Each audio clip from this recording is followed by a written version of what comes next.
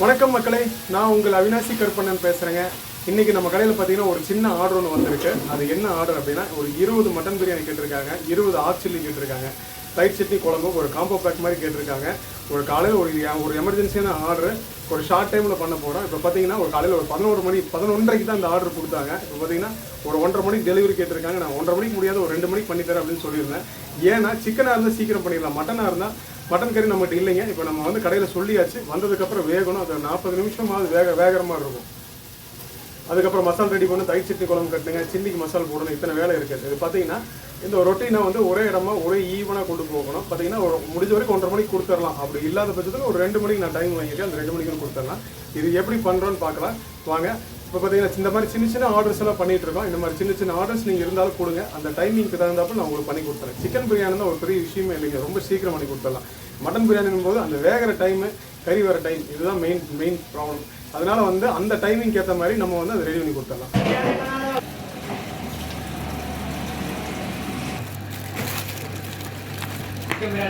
இப்போ பார்த்தீங்கன்னா சில்லிக்கு வந்து மசாலா போட்டு வச்சுங்க, நல்லா மேரினேட் ஆகிறதுக்கு ஊறிட்டு இருக்குது. அது தயிர் சட்னி குழம்பு பார்த்தீங்கன்னா கட்டிகிட்டு இருக்காங்க, அதுவும் ரெடி ஆயிரும்.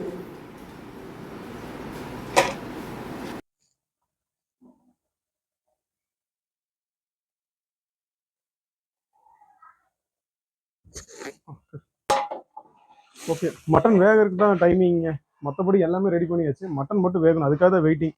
அங்கேயும் எல்லாம் சில்லிக்கு மசாலா போட்டாச்சு, வெயிட்டிங்கில் இருக்குது. தயிர் சட்னி குழம்பு எல்லாமே கட்டியாச்சு, எல்லாம் வெயிட்டிங்கில் இருக்குது. அரிசியும் ரெடி ஆயிடுச்சு, ஊறியாச்சு. மட்டன் மட்டும் வேகணும். பீஸ் மட்டும் வெந்துருச்சுன்னா ஏற்றிய கொண்டு போய் பார்சல் அடிக்கலாம். அதுக்கு மட்டும் வெயிட் பண்ணிருக்கோம். இது ஒன்று தான். மட்டன் பொறுத்த வரைக்கும் வேகிறது ஒரு 40 நிமிஷமா தேவைப்படும். சில நேரம் பார்த்தீங்கன்னா 40 நிமிஷத்துக்கு மேலே கூட ஆகும். மேக்ஸிமம் நம்ம குட்டியார் தான் போடுவாங்க. ஒரு எமர்ஜென்சி கேட்டோம்னா ஒரு மீடியமான சைஸில் போட்டுருவாங்க. குட்டியாடு எந்த அளவுக்கு போடுறோமோ அந்த அளவுக்கு பார்த்தீங்கன்னா கறி வந்து கொஞ்சம் சாஃப்டாக வரும்.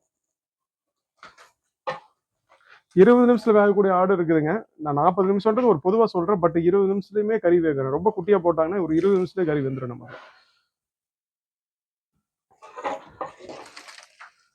ஓகே,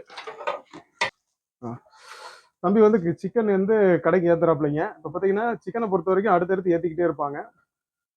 பார்த்தீங்கன்னா அடுத்து ஏற்றுறாங்க, அடுத்தடுத்து நம்ம ஏற்றிக்கிட்டே இருப்போம். அதாவது என்னன்னா காலையில் ஸ்டார்ட் பண்ணி நைட் வரைக்கும் பார்த்தீங்கன்னா ஒரு நைட் 10:30 மணி வரைக்கும் சிக்கன் பிரியாணி அப்படியே போய்கிட்டே இருக்கும். உங்களுக்கு சூடாக கொடுப்போம், கம்மியாக ஏற்றி சூடாக கொடுத்துக்கிட்டே இருப்போம் நம்ம.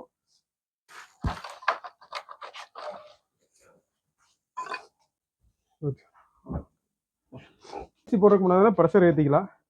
முடிஞ்ச வரைக்கும் ரொம்ப ஸ்பீடாக நமக்கு தேவைப்படுதுங்க. ஒரு நிமிஷம். இது பார்த்தீங்கன்னா தெரியும், இந்த பீஸ் எல்லாம் பார்த்தீங்கன்னா அப்படியே எலும்பு வந்து வெளியே வரும், கறி வந்து ஒதுங்கி இருக்கும். தெரியுதுங்களா? இதெல்லாம் பார்த்தீங்கன்னா வெந்துருச்சு, நல்லா வெந்துருச்சுன்னு அர்த்தம். அந்த பீஸ் எல்லாம், அந்த பீஸ் இந்த பீஸ் எல்லாம் பார்த்தீங்கன்னா கண்ணில் பார்த்தாலே தெரியும். நம்ம கையில் தண்ணியில் போட்டு செக் பண்ண அவசியமே கிடையாது. எக்ஸ்பீரியன்ஸ் ஆனாலும் கண்ணில் பார்த்தாலே கண்டுபிடிச்சிருவாங்க. ஓகே, இது வந்து ஒரு 50-60% வெந்துருச்சு அப்படின்னு சொல்லிட்டு. ஓகேங்களா? கறி வெந்துருச்சு. இப்போ அரிசியை போடுறேன். அது எல்லாமே போட்டீங்களா? கன்ஃபார்மா?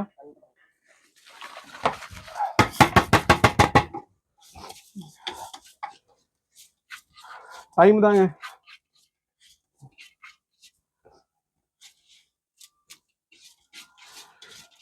கரெக்டாக அந்த டைமுக்கு கொடுக்கணும். ஏன்னா 1:30 மணிக்குன்னா 1:30 மணிக்கு சாப்பிட்ருவாங்க. அந்த டைம்ல முடிஞ்ச வரைக்கும் போராடி சீக்கிரம் கொடுக்குற மாதிரி இருக்கணும்.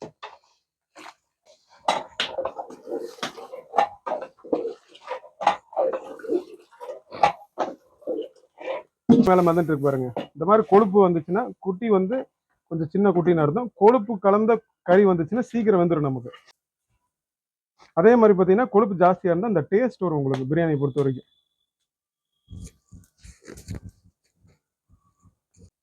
இப்போ பாருங்க, தெரியுதுங்களா? ஆனால் அதே மாதிரி பார்த்தீங்கன்னா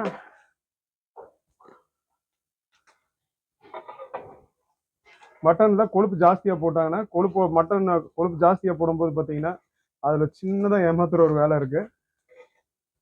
கொழுப்பு சேர்த்தி போட்டாங்கன்னா அந்த மட்டன் காஸ்ட்டே வாங்கிடுவாங்க. நமக்கு வந்து அதில் நமக்கு கொஞ்சம் லாஸ் ஆகும். இப்போ நான் 3 கிலோ கறி சொல்லியிருக்கோம் அப்படின்னா, ஒரு 3 கிலோ கறி சொல்லியிருக்கோம் அப்படின்னா ஒரு 2 400 தான் வரும். 600 கிராம் உள்ள அப்படியே கொழுப்பாகவே வந்துடும். கொழுப்பு தனியாக எடுத்து போட மாட்டாங்க, அந்த கறியோட சேர்த்து கொழுப்பு வெட்டி விட்டுருவாங்க மேக்ஸிமம் பார்த்தீங்கன்னா. அந்த மாதிரி செய்ய மாட்டாங்க, அந்த மாதிரி வரக்கு வாய்ப்பு இருக்குது. அந்த மாதிரி அந்த கறியோட சேர்த்து கொழுப்பு சேர்த்து வெட்டி விட்டாங்கன்னா அது இந்த கொழுப்பு கணக்கு தான் வரும் நமக்கு.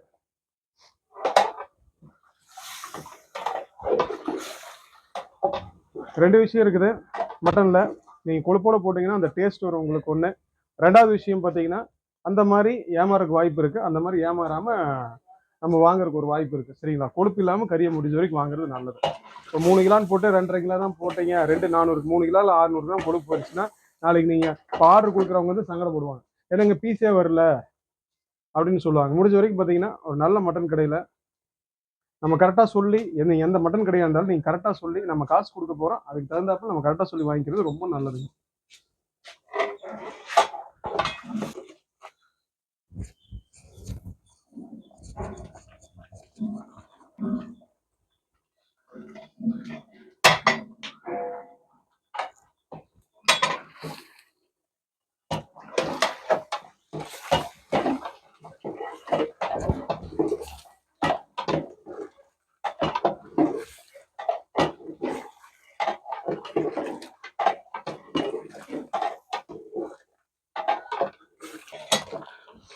உப்பு செக் பண்ணி வச்சுங்க, எல்லாமே பர்ஃபெக்டாக இருக்குது.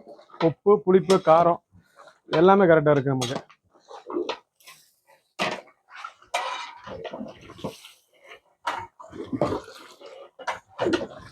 தம்பி வெளியே போயிட்டாப்புல.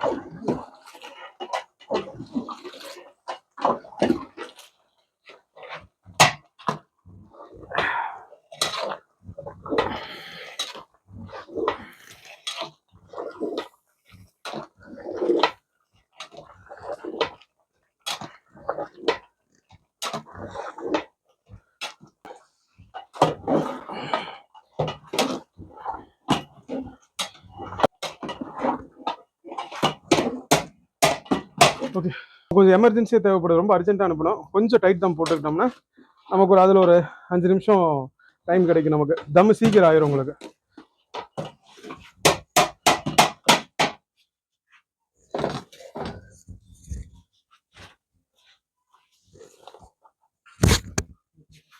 ஓகே,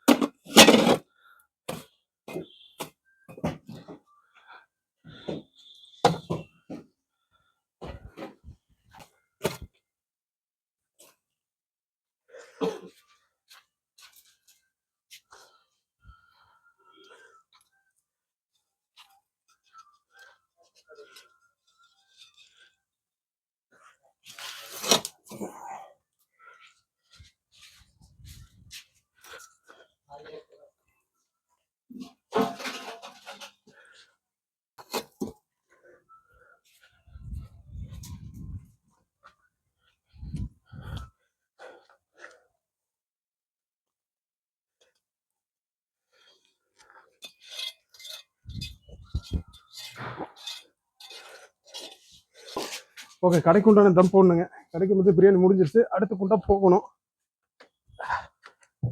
ஓகே, போட்டு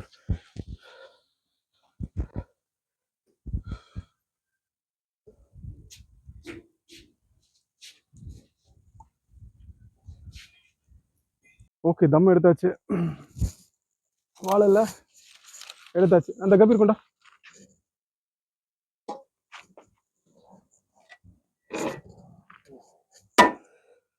ஓகே, கரெக்டாக இருக்கும், எடுத்துரு. ஓகேவா,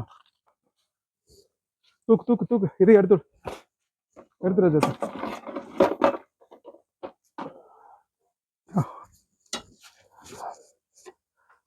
தூக்கு.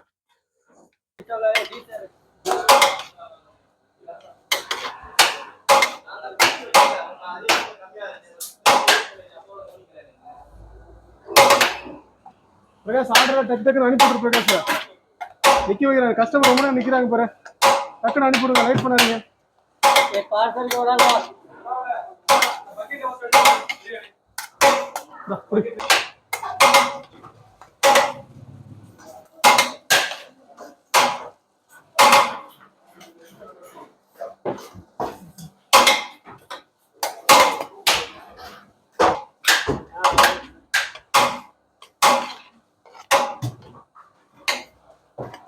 Namir.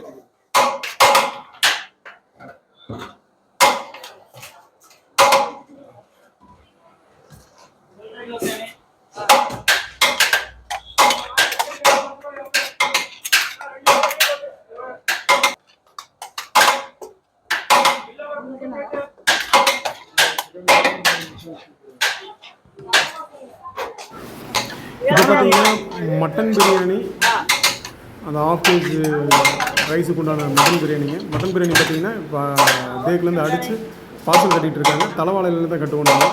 சில பார்சல்னால தலைவாழையில் தான் வருங்க, தலைவாழையில கட்டிகிட்டு இருக்கோம்.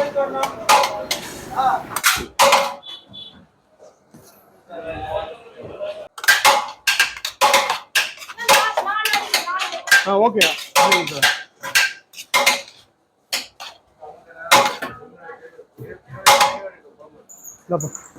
अच्छा இது முடிச்சுட்டு நீ நேராக போய் அடுத்த இதுக்கு தண்ணி பிடிச்சி.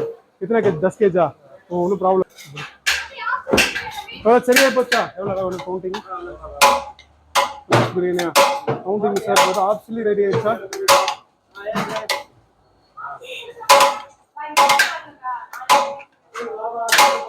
நாட்டுக்கோழி குழம்பு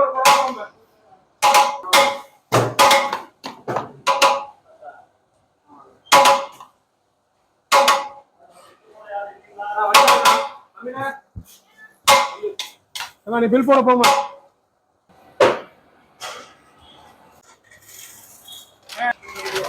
சொல்லுமா. Okay sir. அடுத்து 1 கிலோ பிரியாணி கொடு.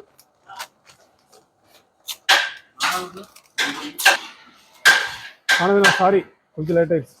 ஆர்டர் இல்லைன்னு முடிச்சு கொடுத்துருக்கோம்.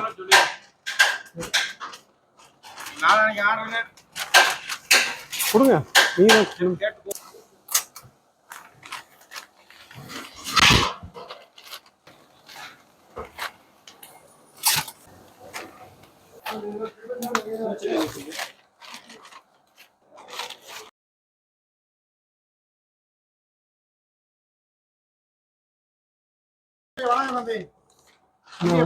चार 5 चिल्लिया, 5 आप चिल्लिया, एक टाइप चिल्ली कुழம்பு இல்லையா?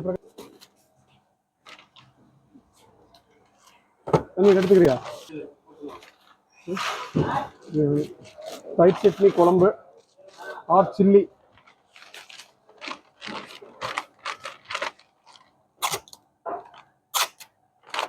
ஓகே, ஒரு பார்சல் ரெடி ஆயிடுச்சு.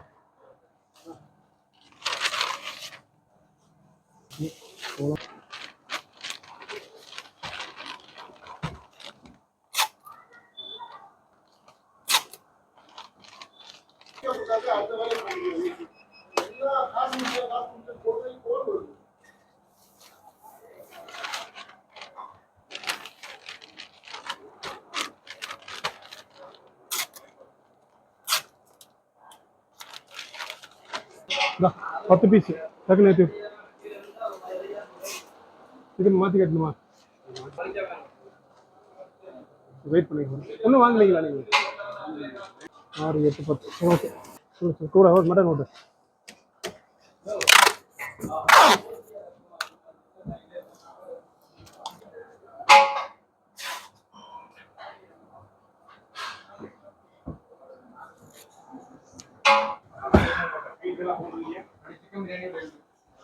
ஆனதுக்கு வாங்கி விட்டுறாரு.